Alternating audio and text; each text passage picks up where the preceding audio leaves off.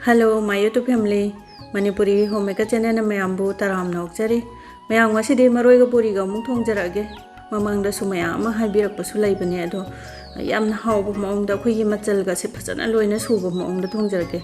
Akhoi gi Maroi Boriga thongba se adum pak thongna thongi ko. Ai su adum areba khara adum pak thonge ba adubu akhoi gi machal su na hapaga akhoi gi usop mela gi type ta thongba sina tukki matik hen ba jani ma hause mayam. तो जे अखोई मरोई बोरी थोंबगे मतम सु ओइबने कंगायन थंजिंगे का लोइ fungi को अदुना कमाइना थोंगे हाबदु येंमिनार सेउजे gas on तौरगा खांगसे थांगलगे मरोई मपांग कई का सेमबदो लोइना लोइजरे अखोई वीडियो से सांगने न उचत्रबने अदो रिफाइन ऑयल से अखोई टेबल स्पून अचौबा अनि मुके चांगदंग हाइजरगे को दो थाव जे अपांबा अमे हता लौबियो कैसुम तकाइदे को अदो थाव से इसागे अपांबा चांगदा दुम हाइबियो कैसुम तकाइदे को असेंबगीदे ममिंगदंगी ngौदोइने होरेन सोक तौबदा खरा फजना ngौनबा दो थाउसे एक सारकपगा जिरा दो खितंग जिरा मपुंदो खितंग ngौसले तेजपत्ता अमतंग मयाइदा सेगाइर ngौसले को अदुगा नपाकपी मरासे सि हाना फास्ट ngौरगे तेलौ चनम गैका था अरोइदबनिना अखोइगे उसोमेलागी टाइप ता थोंगगे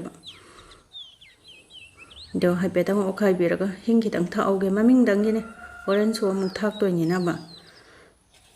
दो हिंग खितंग अमा था हाइपेतंग ओपिरे मरोइ से हाइपेत मुले दो खरा तंखाय मा लौथोओगे आई से होरेन सोक तौबगे थमहौद्रेबको जनम हापोइदब हिंजांग नपाकपी मरा से हापतब सुयाम यादे नत्रदि महौ थोक्तेबा अदुगा नपाकपीगे मना से खितंग कुमना सोइरगा खितंग अमा ngौसलेको दो मरु मरांग खितंग अमागा ngौसलगे फदिगो मरु कैका सुबा चमच तंखाय मुखि चांग अमने अखोइगे जिरा से पौरब सुकाइबदो अदु खितंग अमागा सुमाइना ngौसलेको होरेन थाउ सो अमुक तौदोइनिना ममिंगदंगी खितंग खितंग ngौबगी वानिको अदुगा नाकुपी से खितंग सुमाइना कुबलपना सोइबना फैको याम्बा मानबगी वाने होरेन पथगर कांदाबुदि खितंग गाइदोइने अदो अखोइगी नाकुपी से खुदा अहुमुकी चांगनेबको अखोइ मरिगी हिंजांग ओइदोइसे अदो सि फजना उंतंग ओखाइबिरगा अखोइगी मखुम खुमजलगने मई से मीडियम फ्लेम दा थमगे अखोइगी सौलगा फजना पथहनगेबा अदुगा सोंदा मुक सोक तौबगी थांगलगे अदो कादनबा मरक मरकता सुखरगरो ओपियुको नकलमदा सोक तौरिङैदा उका छन्नेबा अदो आइगे मरोइ खुथोंजिसु यामना अथुबी खुथोंने यामना सुथुबनिको सुमाइना थोंबियो मखुम खुमजलगा थम्मजेको हजा ग्यास मीडियम फ्लेम दा लैदरगा थमंगे अदुगा सोंदा मु नकलमदा ग्यास ऑन तौरगा अखोइगे सोक तौनबा थांगलसिको पेन अमा दो चताउ खितंग हाइरे अखोइगे स्पून टेबल स्पून अहुमुकी चांगने सोंददि थाउसे खितंग नम्मसे अदुगा महौसु लैनबा अइना हंगाम थाव ओइना हिजरेको अपाम थाव अमा हेता दम हाइबियो अदो थाव दो सारिङैदा उंतंग ओखाइबिरगा अखोइगे कैनो तौरे मरक मरकता सुम ओलगा याम फजना कैनो तौरेको फजना अखोइगे नापु मचु चांगबा हाइबदो चांगे फजना पथरेबा अदुना सुमाइना पथरबा कांदा आलू खितंग अमा हापे ममिंगदंगी मोरो असुबा खितंग अमने मचु मसला खितंग अमा हापेको दुगा से मो हाइफे मिक्स तौगे खमे सिंबा खितंग हापा हावबदो माले खमे सिंबा खितंग अमागा हापजनगे महौ याम लाइबने अदो अदुम हापनिंगबा अदुम हापियो हापनिंगदबदो अदुम स्किप तौबिरो कैसुमता काइदेको सिमा हापतबा यादे हाइबा लैते दुगा यारगदि हेरिपोपतो खितंग हापियुको मनम याम नुंसिबने आइगिसो हापकरबने दो वीडियो दा यावरमदरे अदो से हाइपेतंग मिक्स तौरगा अमुक थमग्रगेको मखुम खुमजलगा आलू सिंगसे अखोइगे 80% गुंबा कुक तौथोकजेबा खमे सिंबागा जे लोइ पथहलजे दो सोंदा थाव सुमुल्ले अदुना लेबा हवाइसे खितंगनिको अखोइगे मरोइ थोंबदा थकनिंगेना कंगलायेन अदुगेदि लेबा हवाइ याम थकसनबा कैसु हाउतमने ममिंगदंगी खितंग खितंग थाकपा दो याम थुना मुनबने लेबा हवाइसेसु थादबगा हाइफेट लेतमना ओपिबा नत्रगदि याम थुकाबने को मादे दुना लोइ लौखलगे अदुगा बोरी मुक तौथोसे दो बोरी सिसु हाइपेट ताउबकांदा मागी मैरौ हेना ताउगरगदि होरेन महौ वाटपनिको सुमाइना खितंग ब्राउन लाइजे सिगी मतंग सिदा यारेबा दो का हेना ताउथोअगदि अखोइ कनसु याम कनजनमने पोपथोकपदा वाबनेबा दो बोरी से करम मने हेना हौबिगे हाइबदु कमेंट दा थंबिरमो आइदि सगलवाइगी बोरी सिना याम हौजै हिंग मनमगा हाइफे हाइफे कनमदनको दो तेजपत्ता अनि खंगौसले जिरा मपुंग खितंग अमने दुदगी हिंग खितंग अमा ngसाइदगी खितंग हेना यामना ngौसलगेको दो हिंग ngौबसे हिंजांग महौ याम लैबने दुदगी चाबलसु याम तुमल्लिको अखोइदा do napakpi mana khitang amne do ngasai ngauthokhraba kaino do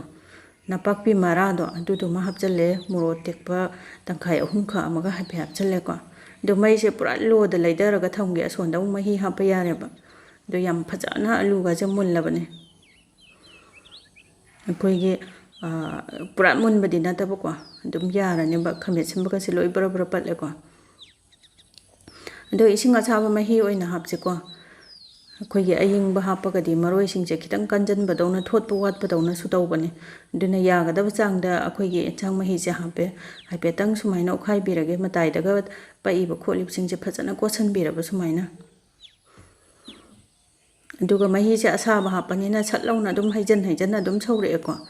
aduna hapkadaba machal singje huji hapa yare moro tekpa sa hana hapadi bara patpani ko adugine ko na hapise sisna thangjingi akhoi maprang do thangjingje khitang am hapke khara ma thamauge ko thamauri dugi maram so haijar ke hore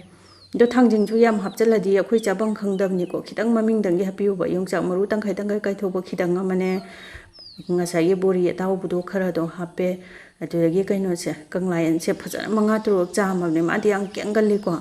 aduga makhok taga khoigi u kai ka napsala leibdo loi man thoabane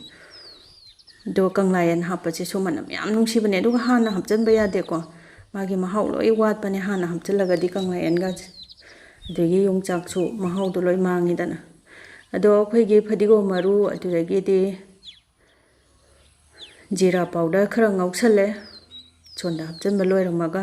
aduragi di beson je spoon ani kha hauke ko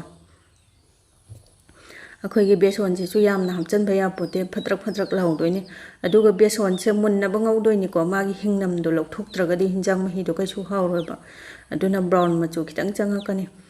duni audabani na akhoi matung ga yawbo orga su khabaina dum nanggai raga phajana sumai ngauthokpira je machu je khal ole ko yara ni mulle phajana kya sop tawraga hijala je ko akhoi pen je sa bani na jar kaino toksale to machu do kagra di amu hauroi ko ka hanbe kan do hinjang mahi jina kitang tengjalaga haijan gi do ka ge tawra ju hinjang mahi do ko la kan chatuna haijan biyo ba masai ge ka dana ba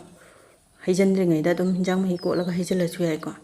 ungtang phajana okhai raga kaino taw ge sawal laga nga tang thong ge ko khoigi loina mak mul la ba nga tani na mai se medium flame na thong ge tamna nga tang sawan gi do nga sai ge badam do akhoi mapum thakpa pambiraga di dum thakpiu kaisum ta kaide ai di sumaina khitang kabuk sugairaga hapase yam haulai aina haujaba haitare ko aduna mi se amaga saksu manada bagum apamba su chaning ba su amta manada bani do sumaina kabuk sure si mu hapchalase mahi se phanyam su kangye ko